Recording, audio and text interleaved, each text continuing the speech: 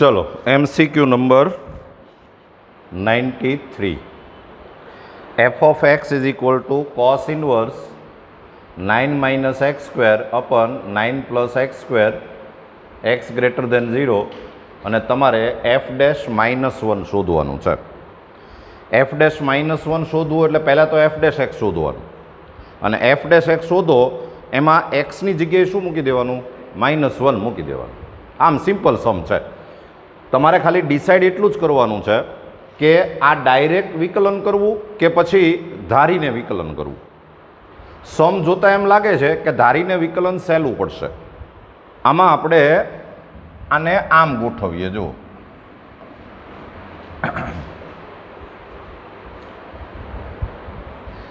કે F of X is equal two cos inverse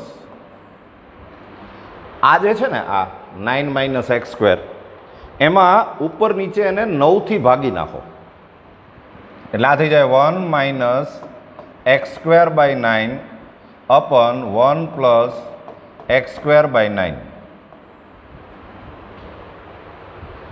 અને હવે x upon 3 is equal to tan theta suppose करी लो एमा थीटा बिलोंग्स टू 0 टू π/2 અને તો પછી theta is equal to tan inverse x upon 3 value मूकशो तो f of x is equal to cos inverse आ थी जशे 1 minus tan square theta upon 1 plus tan square theta 1 minus tan square theta upon 1 plus tan square theta तो आ थी गयु cos inverse of cos 2 theta cos inverse of cos 2 theta and therefore f of x is equal to 2 theta तो is equal to 2 tan inverse x by 3 theta એટલે tan inverse x by 3 અને હવે તમે આનું વિકલન કરો તો f dash x is equal to 2 into tan inverse નું થાય 1 upon 1 plus x upon 3 raise to 2 पाछो एक्स अपन 3 નું થાય 1 अपन 3 થોડુંક સાદું રૂપ આપશો તો આ થઈ જશે 2 ઇન્ટુ આ 9 ઉપર જાય અને અપન 3 into 9 plus x square LCM ને એવું લઈએ એટલે આ 3 3 જા 9 એટલે આન્સર આવ્યો 6 અપન 9 प्लस एक्स स्क्वेर અને હવે તમારે એફ ડેશ -1 શોધવાનું છે તો આમાં x ઇઝ ઇક્વલ ટુ -1 મૂકી દો એટલે 6 અપન 10 એટલે આન્સર આવે 3/5 3/5 તો 3/5 એટલે તમારો આન્સર છે એ ડી ઓપ્શન છે।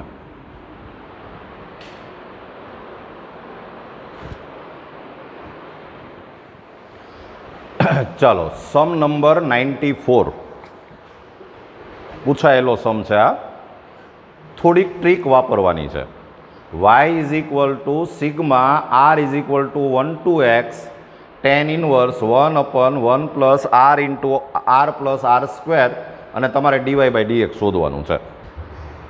દાખલો લક્ષનો હોય વિકલનનો હોય કે સંકલનનો હોય સિગ્મા જ્યારે આવે ત્યારે તમારે સિગ્માને હટાવવો જ પડે આ ખાસ ધ્યાનમાં રાખવાનું।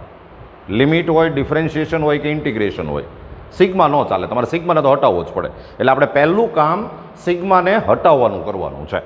તો આને હું આમ ગોઠવીશ જો કે y is equal to sigma r is equal to 1 to x tan inverse 1 upon 1 plus आ जे बे पद है आ बे एमांथी आपणे आर कॉमन काढीए એટલે બ્રેકેટમાં આવશે r પ્લસ 1 આમ થયું જોતા જાજો બરાબર।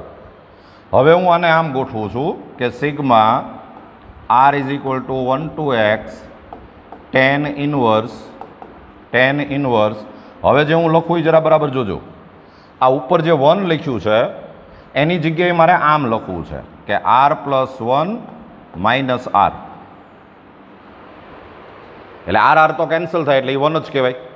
અને અપન 1 plus r into r plus 1. સાચું?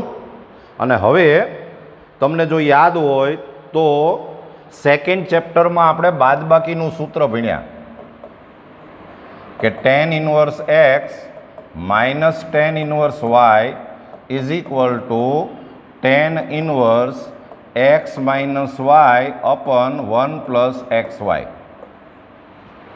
સબસ્ટ્રેક્શન ફોર્મ્યુલા આ સેકન્ડ ચેપ્ટરનું ફોર્મ્યુલા છે અને મારે આ ફોર્મ્યુલા આમ ઊંધું યુઝ કરવું છે. આના ઇઝ ઇક્વલ ટુ આ એમ. તો તમે આને એક્સ સમજો, આને વાય સમજો. તો જોવો જોઈએ આ એક્ઝેક્ટ એવું થયું કે નહીં, tan inverse x minus Y upon 1 plus x Y. જો આ થયું તો આના ઇઝ ઇક્વલ ટુ, હવે હું આમ લખી શકું કે is equal to sigma r is equal to 1 to x. આને આપણે આમ લખી શકીએ કે tan inverse r plus 1 minus tan inverse r. આવું આપણે કહી શકીએ. જો અને હવે આપણે શું કરીએ કે આજે સિગ્મા છે એ સિગ્માને હટાવવો છે. સિગ્માને હટાવવાના બે રસ્તા. એક સ્ટાન્ડર્ડ સિગ્મા જો હોય, સ્ટાન્ડર્ડ સિગ્મા કોને કહેવાય? Sigma n square, sigma n cube કે સિગ્મા 1. તમને ખબર છે ને, આનો ડાયરેક્ટ ફોર્મ્યુલા છે આપણી પાસે. એના સિવાયનો જો કોઈ સિગ્મા હોય તો તમારે આનું વિસ્તરણ કરવું પડે, expansion.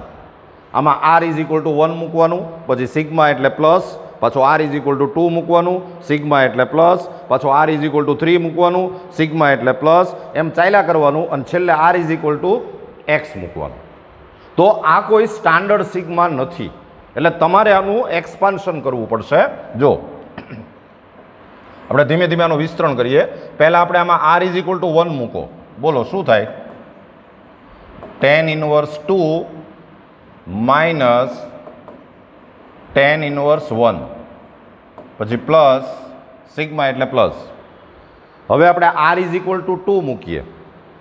r is equal two 2 મૂકો એટલે આમ થાય tan inverse 3 minus tan inverse 2, પછી પ્લસ. હવે આપણે r ઇઝ ઇક્વલ ટુ 3 મૂકીએ તો tan inverse 4 minus tan inverse 3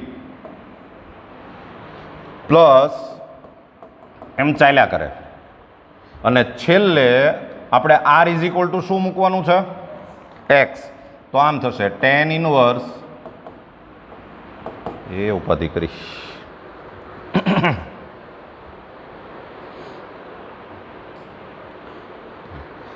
આ છે ને ક્યારેક અટકી જાય છે, મારે કાલે એવું થયું. ચલો 95 f of x is equal to cos inverse 1 minus log x raised to 2 upon 1 plus log x raised to 2 અને તમારે f dash e શોધવાનું છે.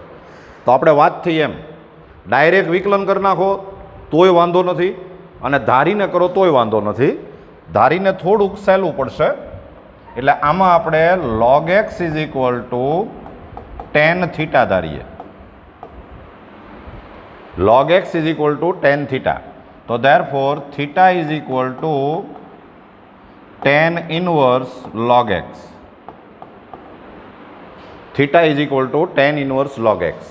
વેલ્યુ મૂકશો તો f of x is equal to cos inverse 1 minus tan square theta upon 1 plus tan square theta. तो is equal to cos inverse of cos 2 theta. तो is equal to 2 theta and therefore f of x is equal to 2 theta એટલે tan inverse log x. અને હવે આપણે આનું વિકલન કરીએ તો f dash x is equal to 2 upon 1 plus log x no square, પાછું log x નું કરવું પડે, એ થાય 1 upon x. અને હવે આપણે f dash e શોધવાનો છે, તો આમાં x ની જગ્યાએ e મૂકો એટલે 2 upon 1 plus log e raised to 2 into 1 upon e. તો આ log e એટલે 1 થઈ જાય, આ 1 plus 1 એટલે 2 થાય, 2 2 કેન્સલ થાય, એટલે આન્સર આવે 1 upon e. એટલે તમારો આન્સર આવશે ઓપ્શન સી.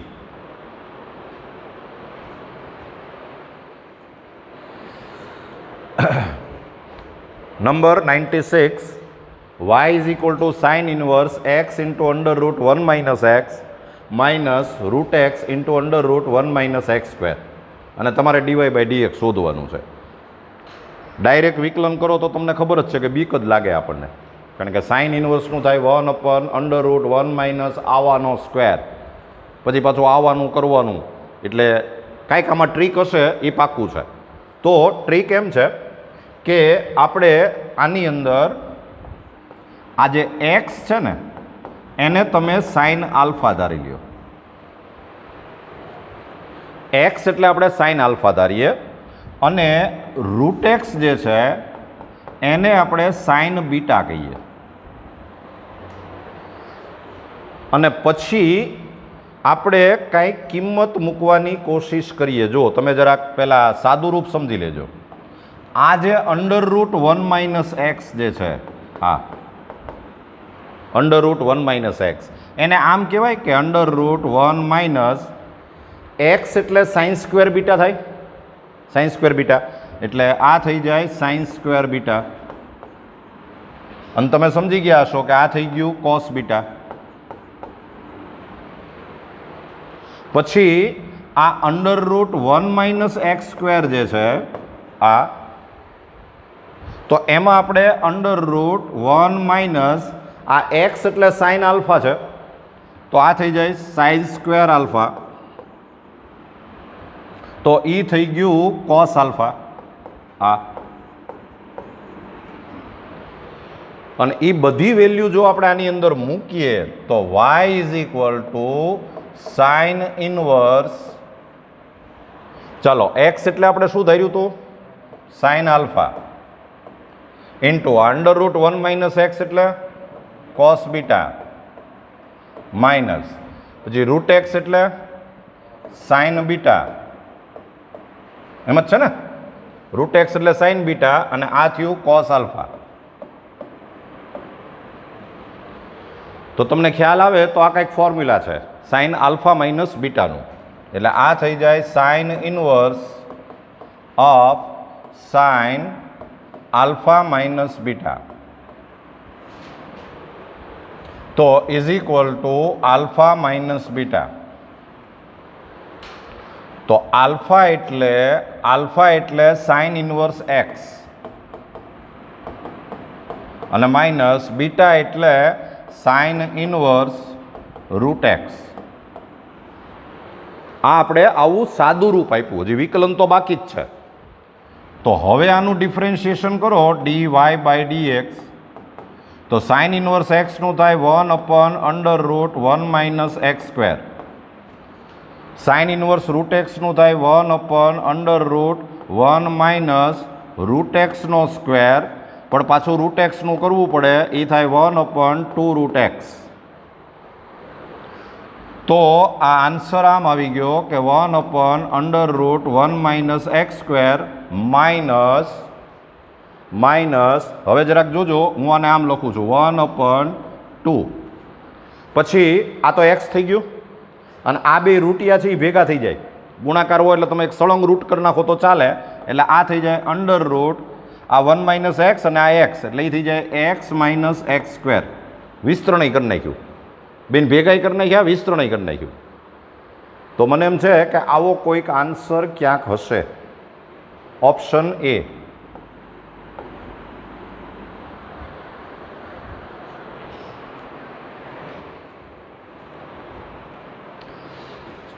ચાલો, સમ નંબર 97. ઘણું બધું આપ્યું છે. F of 0 is equal to 0, F of 1 is equal to 1, F dash 0 is equal to 4, F dash 1 is equal to 4 અને G of X is equal to F of E raise to X into E raise to F of X. જોકે આ સમ છે ને એ થોડોક હિંમત માગી લે એવો સમ છે. તમારામાં હિંમત હોવી જોઈએ. તમને પહેલાં મને એમ કહો, તમને આમ રસ્તો મળે છે કે શું કરાય? જી ડેશ 0 શોધવું છે તો કેવી રીતે કરવું જોઈએ? પહેલાં g dash x, g dash ગમે એ સંખ્યા પૂછે એટલે પહેલાં જી ડેશ એક્સ અને પછી જે આન્સર આવે એમાં એક્સ ઇઝ ઇક્વલ ટુ 0 મૂકી દેવાનું. બસ સિમ્પલ એટલું જ કરવાનું છે. તો પહેલાં આપણે જી ડેશ એક્સ શોધીએ. તો જી ડેશ એક્સ શોધો એટલે આને ગુણાકારનો નિયમ લાગે. તો F of E raise to એક્સનું વિકલન શું? F of E raise to X એમનમ અને D by D x of E raise to F of X અને plus E raise to F of X એમનમ અને D by D x of E raise to X. તો answer આમ આવશે કે F of E raise to X, બોલો જે આનું વિકલન ઝડપથી બોલજો, E raise to F of X. પણ પાછું કોનું કરવું પડે? એફ ઓફ એક્સનું. એફ ઓફ એક્સનું શું થાય? F dash X plus E raise to F of X. ચાલો આનું વિકલન બોલો તો. F of E raise to X એટલે F dash E raise to X. પાછું કોનું કરવું પડે? ઈ રેસ ટુ એક્સનું. તો એ થાય ઈ રેસ ટુ એક્સ. આ આપણે વિકલનનું કામ પૂરું કર્યું. હવે લખો જી ડેશ 0. તો જી ડેશ 0 એટલે F of E raise two 0 into E raise to F of 0 into F dash 0 plus E raise to F of 0 into F dash E raise two 0 into E raise two 0. તો આ થઈ ગયું F of 1, E raise two 0 એટલે 1 થાય, into E raise to F of 0 એટલે આપેલું છે જુઓ 0 ઇન્ટુ એફ ડેશ 0 એટલે આપેલું છે 4, પછી plus E raise to F of 0 એટલે 0 ઇન્ટુ એફ ડેશ આ થઈ ગયું એફ ડેશ 1 અને ઇન્ટુ 1 ઈ રેસ ટુ 0 એટલે 1. આમ જુઓ ને તો બધું આપેલું જ છે. આ એફ ઓફ 1 એ આપ્યું છે ક્યાંક. એફ ઓફ 1 એટલે 1 ઇન્ટુ 1 ઇન્ટુ 4 પ્લસ આ 1 ઇન્ટુ આ એફ ડેશ 1 એ ક્યાંક આપ્યું છે 4 ઇન્ટુ 1. તો આ 4 પ્લસ 4 એટલે આન્સર આવ્યો 8. એટલે તમારો આન્સર આવશે ઓપ્શન સી.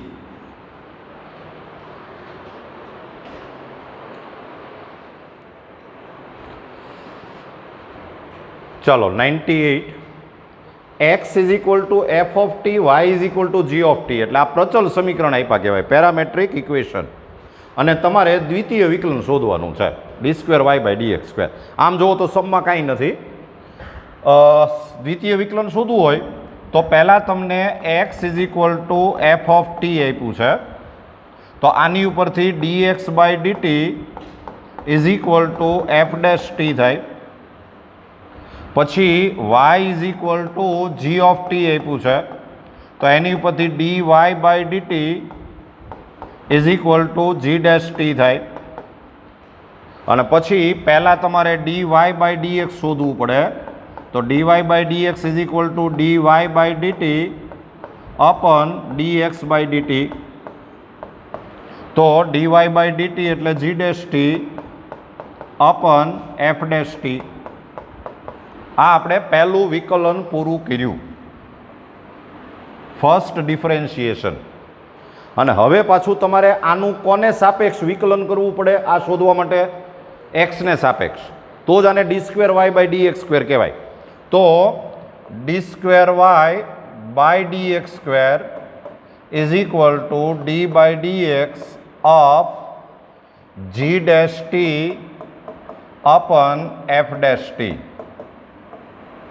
જી dash T upon F dash t. આને ભાગાકારનો નિયમ લગાડો એટલે એફ ડેશ ટી એમનમ અને D by D x of G dash T minus G dash T એમનમ અને D by D x of F dash T અને upon F dash T raise to 2. તો is equal to F dash T, બોલો G dash ટીનું વિકલન શું થાય? જી double dash T, પણ પાછું ટીનું કરવું પડે એટલે d t by D x minus G dash T, આ એફ ડેશ ટીનું થાય એફ ડબલ ડેશ ટી, પણ પાછું ટીનું કરવું પડે ડીટી બાય ડી એક્સ અને upon F dash T raise to 2. તો is equal to F dash T into G double dash T into, હવે આ ડીટી બાય ડીએક્સ, જો આમાં છે ને દરેક સ્ટેપમાં આન્સર જોયા કરવાનો, કારણ કે એ લોકો ક્યાંથી અટકી ગયા હોય એનું નક્કી નહીં. હજી આવો કોઈ આન્સર નથી તો આ ડીટી બાય ડીએક્સ એટલે 1 upon F dash t, d x by DT એટલે એફ ડેશ ટી, તો ડીટી બાય ડીએક્સ એટલે 1 અપન એફ ડેશ ટી, એટલે અહીંયા આવશે 1 અપન એફ ડેશ ટી, પછી માઇનસ જી dash T into F double dash T અને into d t by d x એટલે 1 upon F dash T અને upon F dash T raise to 2. હજી આવો કોઈ આન્સર નથી. તો તમારે શું કરવું પડશે કે આ એફ ડેશ ટી લસા લઈ લ્યો, એમ જ કરવું પડે. એફ ડેશ ટી લસા લઈ લ્યો એટલે આન્સર આમ આવશે કે એફ ડેશ ટી ઇન્ટુ જી ડબલ ડેશ ટી માઇનસ જી dash T into F double dash T upon, આ નીચે આવશે એટલે અહીંયા થઈ જાય F dash T raise to 3. તો આવો કંઈક આન્સર પહેલા ઓપ્શનમાં છે, એટલે તમારો આન્સર છે એ છે.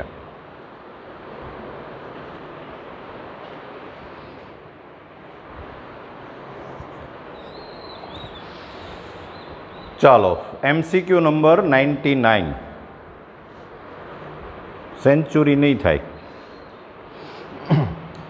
તમને y ઇઝ ઇક્વલ ટુ આવું આપેલું છે અને તમારે દ્વિતીય વિકલન શોધવાનું છે.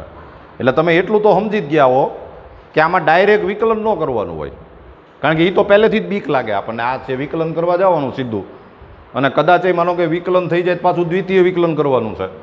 એટલે પહેલાં કાંઈક સાદું રૂપ હશે. વિકલનના લગભગ દાખલામાં એવું હોય છે કે પહેલાં સાદું રૂપ અને પછી વિકલન કરવાનું. તો આનું સાદું રૂપ આપણે કંઈક આમ આપીએ, જો કે y is equal to tan inverse. હવે તમને એટલી ખબર હશે કે લોગમાં ગુણાકાર હોય તો સરવાળો થઈ જાય, એટલે આને હું આમ લખી શકું કે log e plus log x race to -2 અપન, આને આપણે આમ લખી શકીએ કે log e plus log x race to 2 plus tan inverse, આને આપણે આમ લખવું છે કે 3 પ્લસ 2 log x અપન 1 માઇનસ, આ જે 6 log x લખ્યું છે ને એને હું આમ લખી શકું કે 3 ઇન્ટુ 2 log x. કહેવાય કે ન કહેવાય?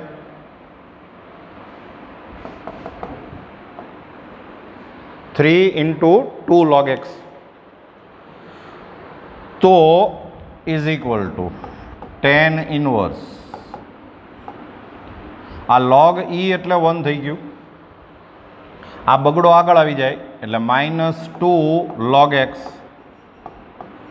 અપન 1 પ્લસ 2 log x અને plus tan inverse 3 plus 2 log x અપન 1 minus 3 into 2 log x.